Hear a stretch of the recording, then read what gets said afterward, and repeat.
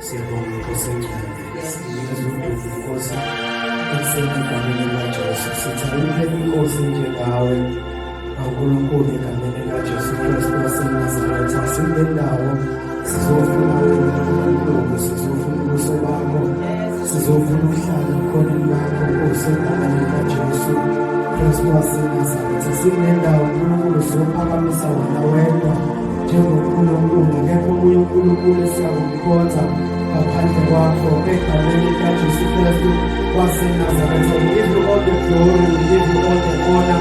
We worship you, Lord Jesus. Ekuseni egameni likaJesu, you are the King of Kings, O God. Ngegama likaJesu Kristu waseNazaretha, bona amanye amakhosi adunyiswayo, bona wena inkosi ephakeme, ngoba uNkulunkulu wena wafa wavuka, uNkulunkulu ongazili ongalali nolondoloza impilo wethu. Sesoze sigugunguye wathi soze sibe mpunga, yebo uyakusithwala uNkulunkulu ekuseni egameni likaJesu Kristu waseNazaretha. Sibona ngenye inkosi enjengawe egameni likaJesu Kristu waseNazaretha, uNkulunkulu anga nomuntu egameni likaJesu. Azazi uDavide bengimncane, manje sengimdala, uNkulunkulu kodwa ngikaze ngimbono wakho enqotshiwe egameni likaJesu Kristu waseNazaretha. Silendawo uNkulunkulu, this is your sanctuary, O God, egameni likaJesu. Sizofuna wena, sizofuna ubuso bakho njengoThixo egameni likaJesu Kristu waseNazaretha. Sambule kithi uNkulunkulu, sambule kithi uNkulunkulu egameni likaJesu Kristu waseNazaretha. We are praying, O God, ukuthi sidlule sifundiswe kusaqala, kodwa mongcwele sifinyelele kuwe egameni likaJesu Kristu waseNazaretha. Sidlule Nkosi ukudla mongcwele komfana ubisi, kodwa sifinyelele uNkulunkulu sesidlule okuqinile egameni likaJesu Kristu waseNazaretha. We are praying, O God, singabi njengoba singenile, kodwa mesiphume Baba egameni likaJesu, siphume sabanye abantu uNkulunkulu ngegama likaJesu, siphume sinjengoMoses uNkulunkulu owathethe enkabeni yakho Moya Ngcwele egameni likaJesu Kristu waseNazaretha. uNkulunkulu wafika Moya Ngcwele kuKhosi Ngcwele, ubuso bakho Nkosi kugcwele Nkosi ikhazimulo, abantu bengakwazi ngisho ukumbheka Moya Ngcwele egameni likaJesu Kristu waseNazaretha. This is what we are praying, O God. Mesikuwe Moya Ngcwele kube khona umehluko egameni likaJesu Kristu waseNazaretha. Kubonakale ukuthi besinawe uNkulunkulu ngegama likaJesu Kristu waseNazaretha. Siyathola emkhoneni bakho uNkulunkulu njengoThixo. We give you all the glory. We worship you, Lord Jesus, ekuseni. In Jesus' mighty name, amen. Amen. Hallelujah. Amen. Hallelujah. Hallelujah. Amen. Ukukhulu ukuzithoba, ngiyathanda ukubingelela Moya Ngcwele phakathi kwethu egameni likaJesu, our comforter. Hallelujah. Bese ngibingelela umfundisi phakathi kwethu egameni likaJesu. Hallelujah. Amen. Ngibingelele obaba bonke kwelihle igama likaJesu. Ngibingelele omama, ngibingelele intombi, ngibingelele insizwa, ngibingelele abantwana abancane kwelihle igama likaJesu. Ngibingelele nabazivakashele. Hallelujah. Ngibingelele nabaqalayo ukufika egameni likaJesu. Hallelujah. Siyambonga uNkulunkulu bazalwane ekuseni, bekuhle kuyo basihlanganise kule ndawo. Ngiyakholwa ngisindisiwe, ngiyamthanda uJesu. Hallelujah. Ulakhe ngokusibonga umntwana uNkulunkulu nje uthanda uJesu, usindisiwe. Hallelujah. Siyabonga egameni likaJesu Kristu waseNazaretha. Ekuseni nje ugcwele kakhulu uNkulunkulu ngalo yami impilo. Hallelujah. Ngiyabuka nje ukuthi mhlawumbe thina esijwayele ukuhlala phansi uma ngabe kubizwa ofakazi, size sisukume mhlawumbe uma ngabe kukhona into enkulu uNkulunkulu asenzele yona, lento ezirong bazalwane. Hallelujah. Nami ngomunye wabo lawo bantu, mhlawumbe ngenxa yokujwayela, ngenxa yobude bendlela. Hallelujah.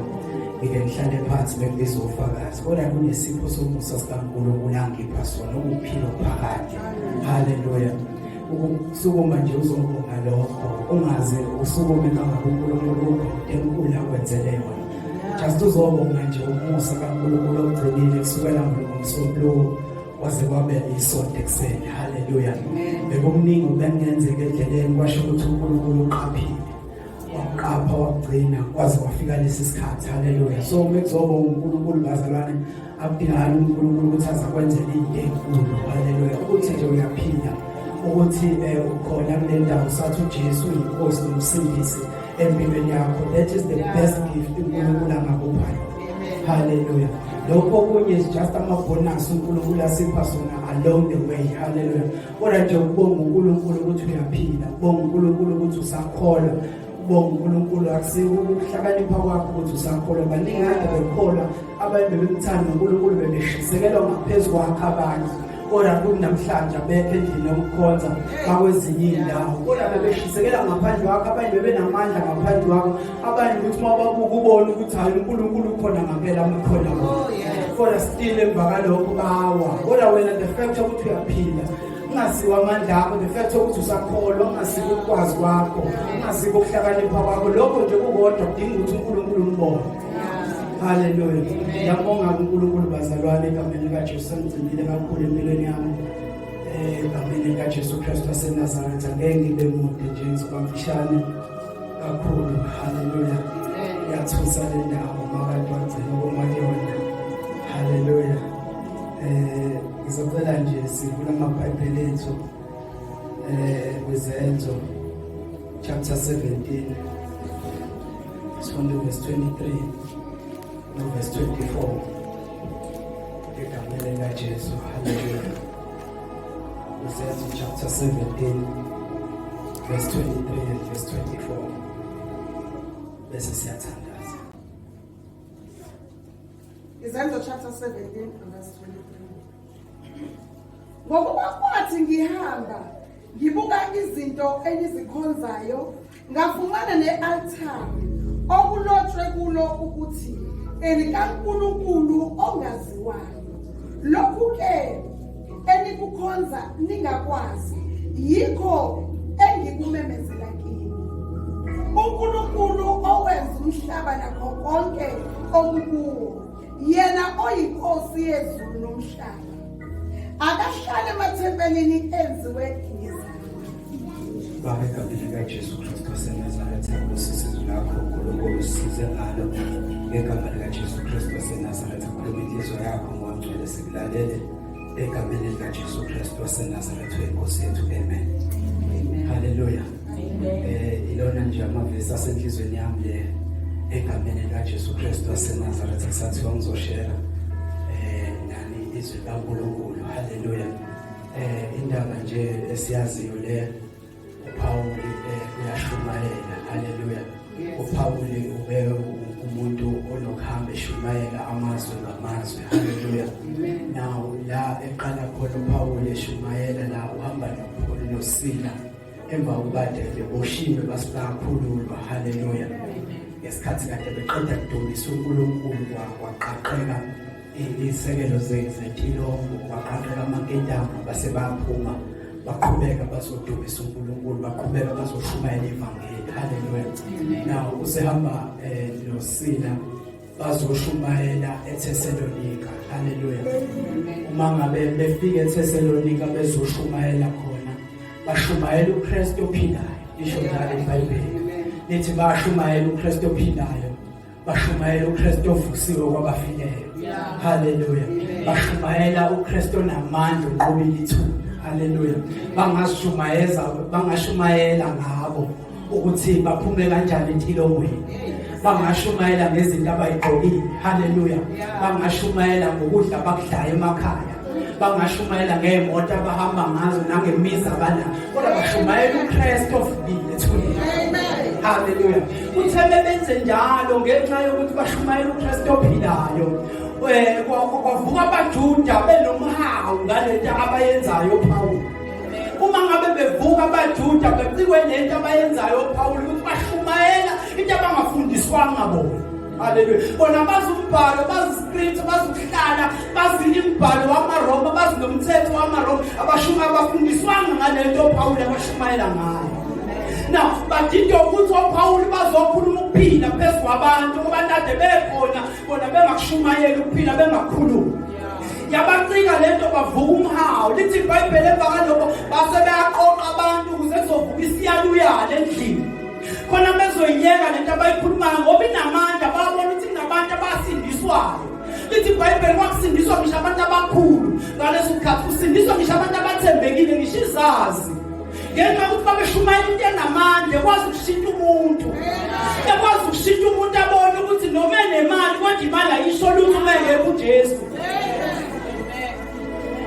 mangabe beshumayela leyo nto bacikeka amaJuda kwavusa isiyaluyala kwathiwa yini esingayenza ukuze bezoyeka ukushumayela lento abayishumayelayo yini abesingayenza ukuze lento abayikhulumayo izophela ngoba simelene nayo lithi iBhayibheli emva kalokho bangathola ukuthi yini abangakwenza base bevusa umuntu okwakuthiwa uJames bemvusa lowo muntu kuthiwa emva kalokho ngoba kwakuyena umuntu oPawulu ababehlala endlini yakhe badonsa yena bamyisa kuKhesari bathi lona ushumayela okuphambene nalokho okukhulunywa uKhesari.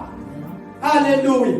Now ngesikhathi benze njalo lithi iBhayibheli laba kade sebekholwa akade sebesindisiwe ngesikhathi oPawulu bebeshumayela baba nomhawu bathatha oPawulu noSila noTimotheo bababalekisa.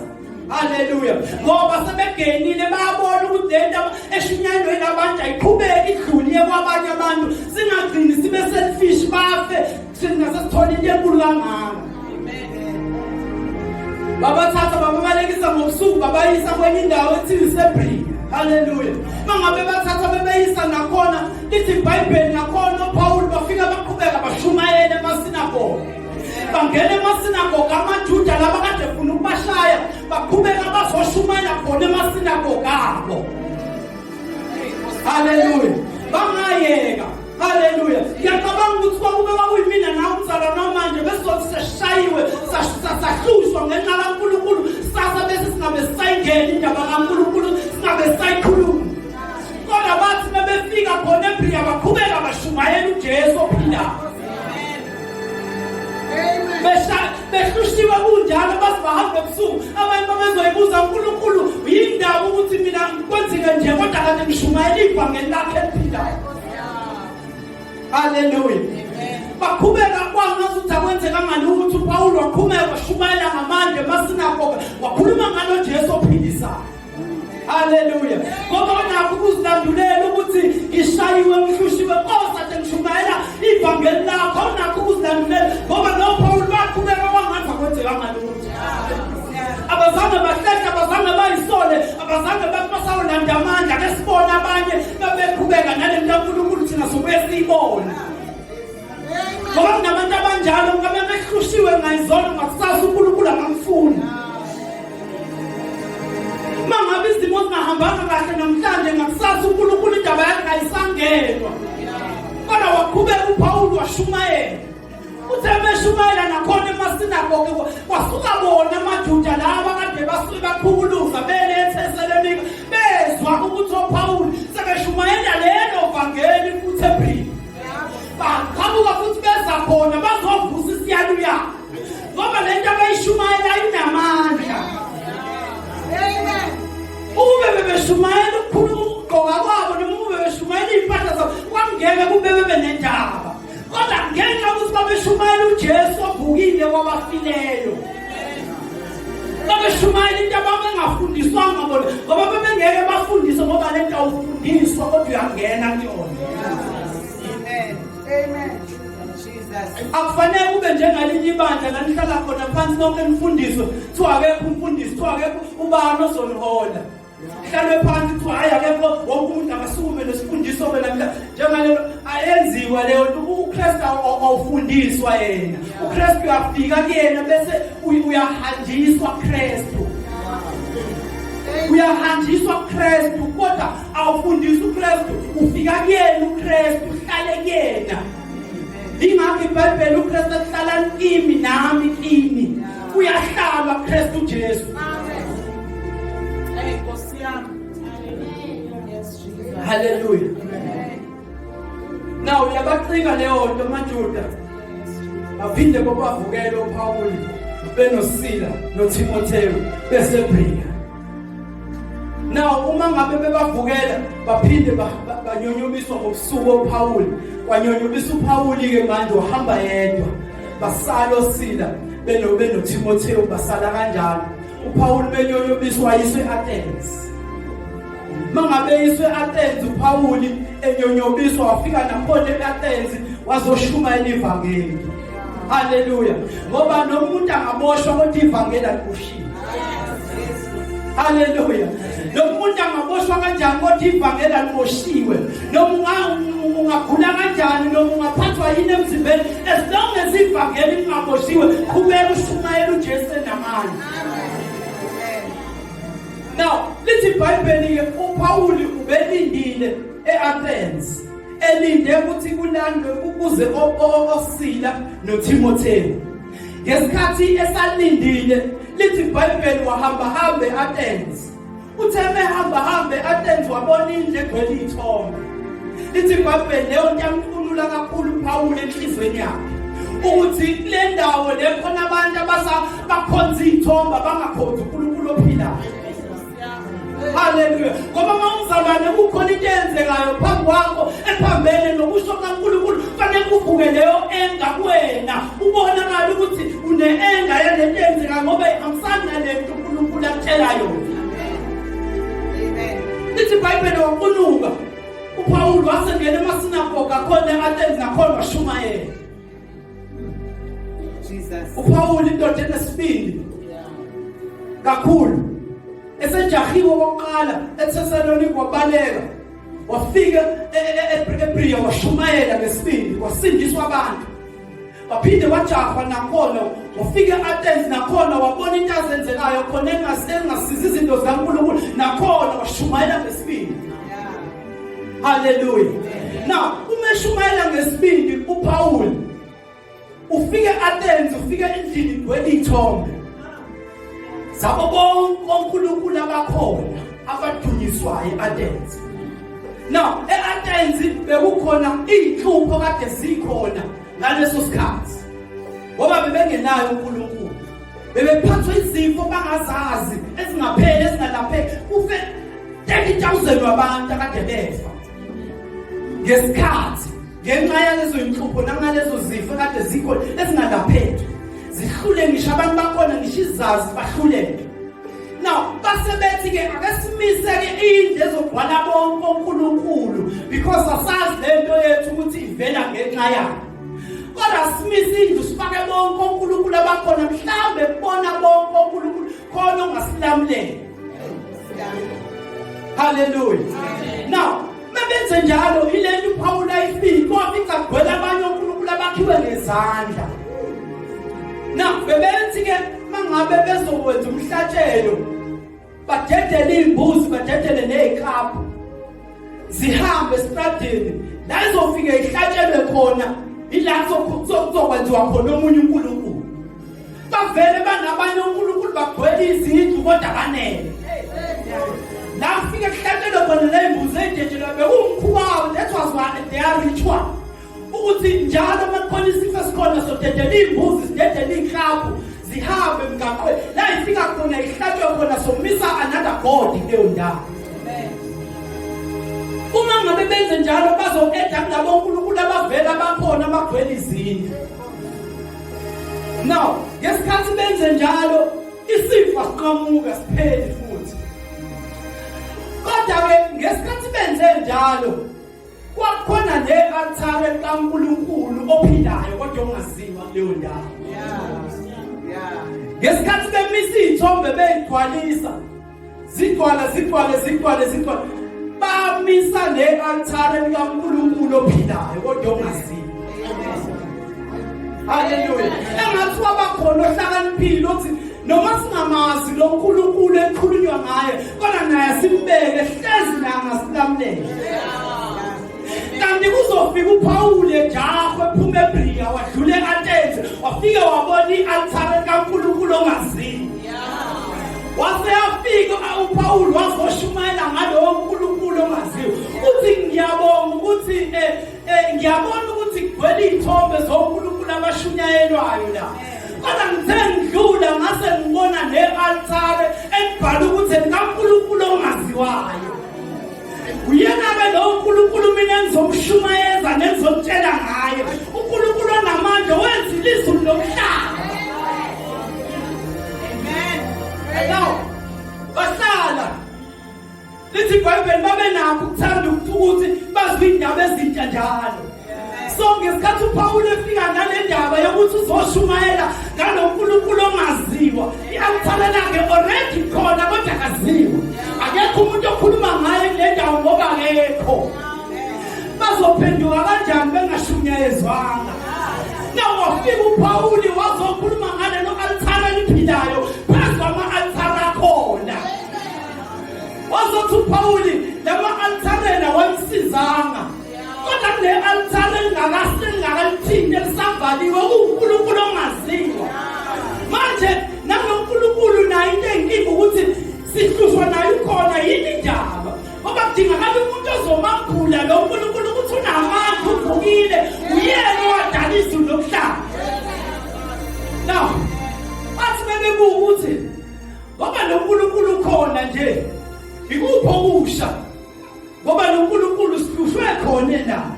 Inkinga ubengambuliwe lo uNkulunkulu. Masembuliwe lo uNkulunkulu yeka ngokudedelela. Masembuliwe lo uNkulunkulu awusayilwela yona uthi anothula mina ngizonilwela. Masembuliwe lo uNkulunkulu kahle kuwena. Esembuliwe lo uNkulunkulu kahle kuwena. Uyabona ukuthi uNkulunkulu odunyiswa lo. uNkulunkulu ukuthi mangabudumisa ungahlali phansi. Masembuliwe kahle. Bedingakala umuntu ozasambulela lo uNkulunkulu esimkhonzayo. Bedingakala umuntu ozasambulela leli altar lesifika njalo sizonikela kulona ukuthi leli altar kaNkulunkulu ligubani. Bashawa abantu bahlupheka. Likhona i-altar kodwa libhale ukuthi la uNkulunkulu ongaziwa akekho ofuna ukuyihlupha ngayo. Wavele wafika uPaul ehlushiwe naye esenkingeni uPaul wafika wabeka uphila kwakhe phansi ngenxa yabazalwane. Wafika uPaul naye wazoshumayela ngoNkulunkulu ongaziwa. Wafika uPaul wazoshumayela nge-altar likaNkulunkulu ongaziwayo. Now uma efike njalo uthi uNkulunkulu yena odalile izulu nomhlaba. Wenzela ukuthi bamsuse phakathi kwalabo uNkulunkulu abakhona bambeke phezulu. Because udalile nalabo uNkulunkulu abakhonzwayo. Uthi lo uNkulunkulu akalekelelwa ikinto ayifuna ukuthi abahlale emathempelini akhiwe ngezandla. Wenzela ukuthi bamsuse kule ndaba bamfake kuyona bamfake enhlizweni. Amen. Wenzela ukuthi bangamgcini esontweni uNkulunkulu bahambe naye. Wenzela ukuthi lo uNkulunkulu noma ngathiwa mne-lockdown kodwa uNkulunkulu abekuthina lale nathi avuke nathi. Ahlale nathi. In him we live. In him we move. In him we have our being. Loyo uNkulunkulu wenzela ukuthi noma usesimenje ngoDavid noma ngihambe esigodini sethu zokuba angikwazi ngokuba wena nami. Uthi msuseni kule ndlela imbeke yona mfakele enhlizweni ngoba kahlale endlini ezakhiwe ngezandla. Kodwa uhlala emzimbeni, uhlala enhlizweni uNkulunkulu ophilayo.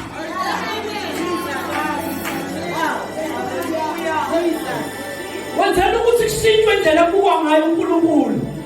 Makade wenza izono ngayizono ubone ukuthi lo uNkulunkulu we-holiness. uNkulunkulu athi baningcwele ngokuba nami ngingcwele. Uzomchaza abantu bekhona lo uNkulunkulu. Kodwa wenzela ukuthi mindset yabo ishintshe. Bangaphinde bamthathe njengoNkulunkulu njengalabo uNkulunkulu abagcwele. Hallelujah. Jesus. Ukubona ukuthi ngiyamkhonza uNkulunkulu. Kodwa nikhonza nomqondi. Nimkhonza kambuliwe kunina nimazi. uNkulunkulu ongaziwa kunina ngoba kambuliwe. That is why nenza nje. That is why bekudunyiswa abantu bahlale phansi. That is why bekudunyiswa abantu bangavanisha amehlo bangaphakamisa izandla. Ngenxa ukuthi uNkulunkulu ongambuliwe kubona.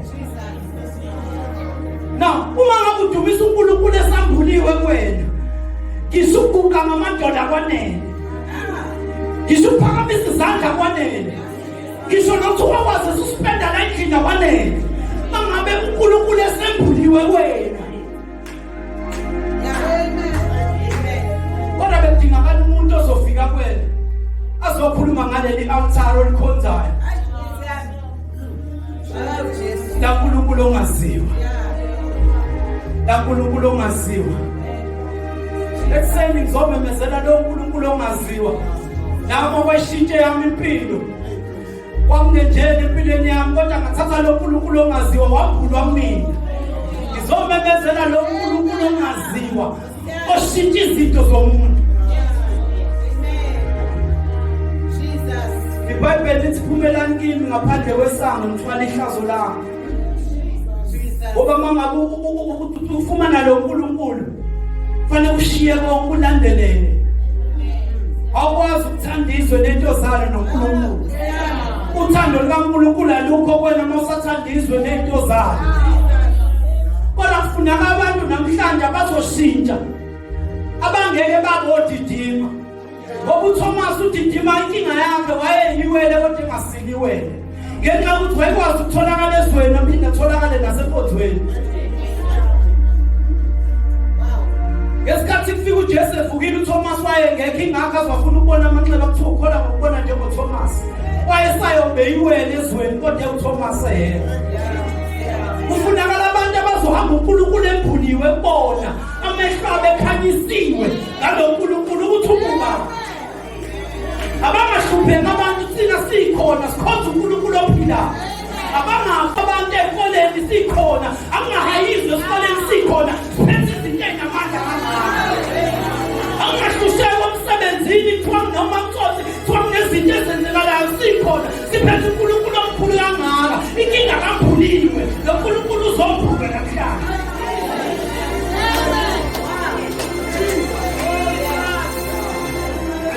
funeka sifinyelele leli altar lalo uNkulunkulu ongaziwa bese siyambhula simveze kubantu ewuyena uNkulunkulu ovukile kwabafileyo yena yedwa inkosi evukile kwabafileyo kuyinkosi ephilayo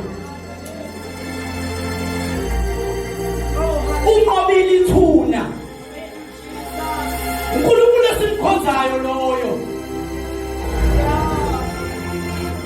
uNkulunkulu ongahlala endlini ezakhiwe ngezandla zabantu engazuthi ufuna ukuthi akafuneli utho lo uNkulunkulu wethu kodwa imizimba yethu iyithempeli uNkulunkulu ahlala kuyo akabhuli uNkulunkulu ambhulwe samba uNkulunkulu ebhuliwe thina santhelwa abantu abajoyina ibandla basibahambe basibafika baphelele endleleni ngenxa yokuthi uNkulunkulu akabhuliwe bona bahamba le-altar elifihliwe nasebhule kahle uNkulunkulu ngeke uhlebe ngomzara ngakho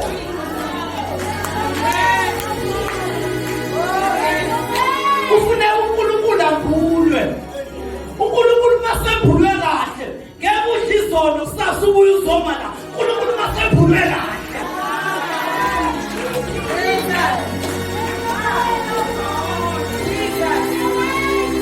uNkulunkulu mebhulwe kahle awuhlale esonweni uyasuka esonweni you repent and move on uNkulunkulu esimkhonzayo loyo mebhulwe kahle ebhulwe kahle uNkulunkulu awuhlale esonweni you move on you repent and you move on mebhulwe kahle kodwa uNkulunkulu sizoshumayela lelo altar likaNkulunkulu ongaziwa kodwa thina somveze ebhuliwe sizomveze umdala wezulu nomhlaba sizomveze ngobili ithuna sizomveze uNkulunkulu oyisikhona sikhwele let's pray amen thank you Jesus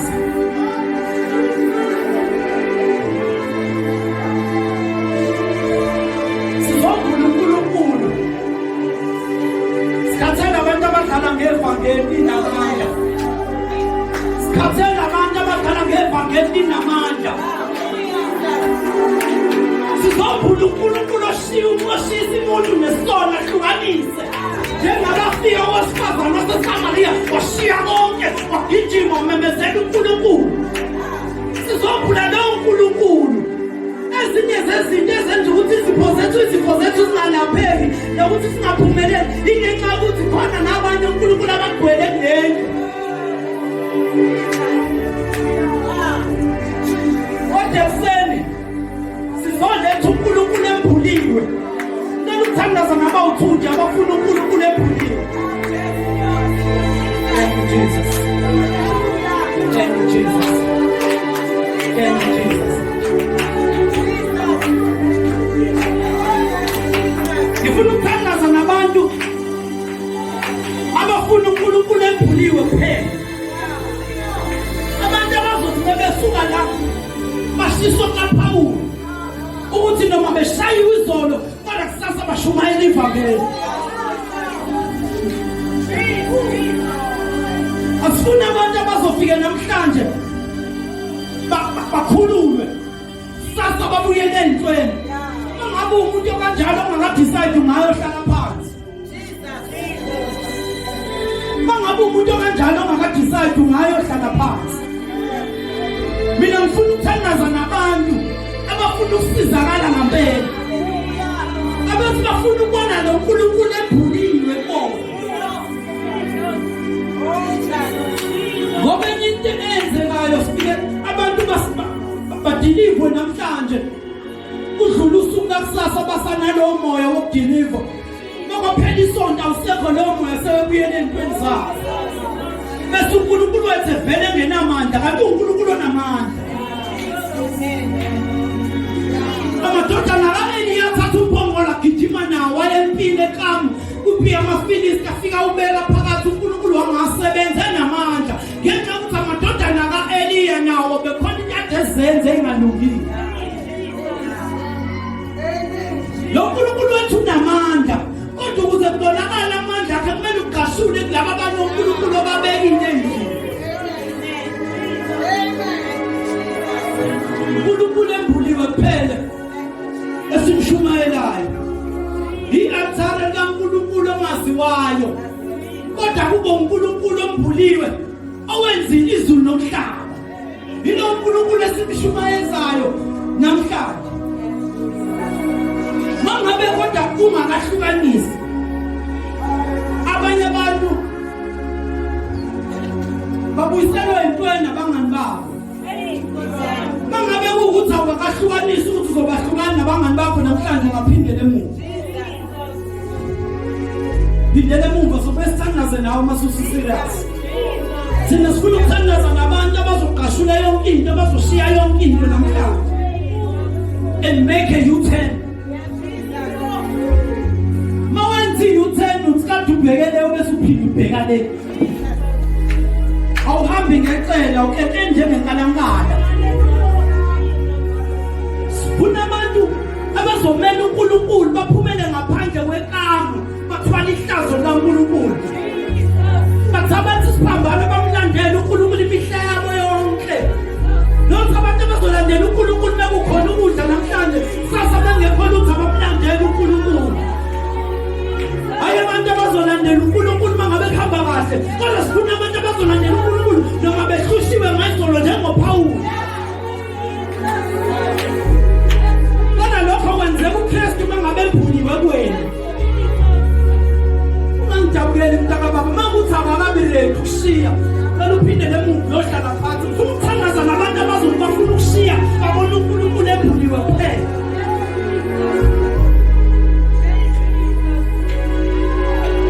Ezinye inkinga siba nazo ukuthi abazalwana bafuna ukushiya. Bafuna ukumbeka uNkulunkulu babeke nabanye uNkulunkulu la eceleni. Bathi mhlawumbe uNkulunkulu bengasizi laba bazosizwa.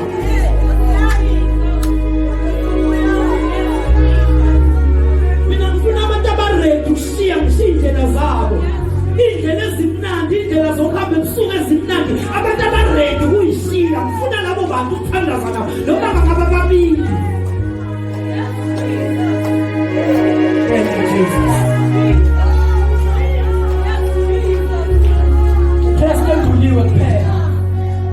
Sifuna uKristu embuliwe kuphela kubantu.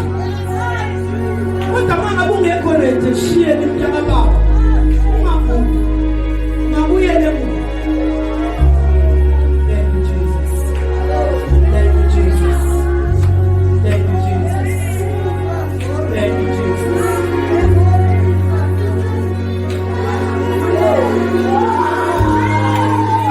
Kunabantu asebereke ushiya. Abantu asebereke uhamba noNkulunkulu. Nokho abantu abalindwe izolo ngaphansi. Kunabantu asebereke ushiya lezo zolo. Bahambe noNkulunkulu. Abantu abazothi noma kwakuyinzuzo kimi ngakushaya indiva ngenxa yokumazi uKristu. Nokho abantu abazodlala. Nokho abantu abazodlala.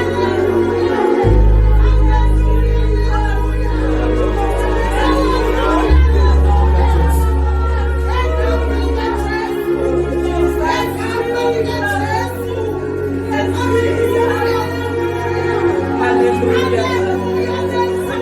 Connect back. Asibe connect back Ntshongweni. Asibe connect back. Nase silanga phambili siphakamisa izandla zethu sibe connect back.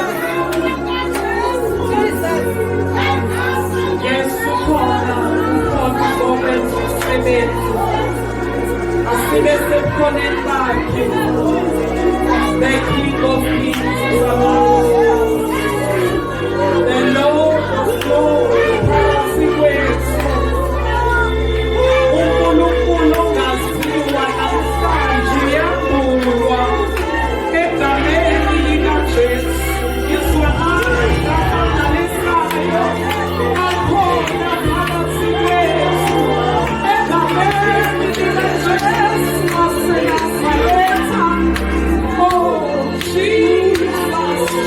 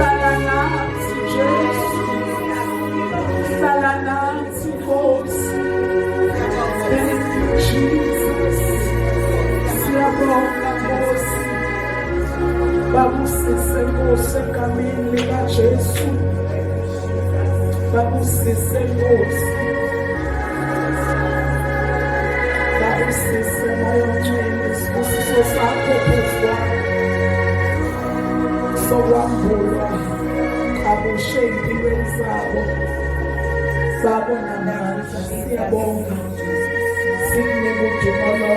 siyabonga,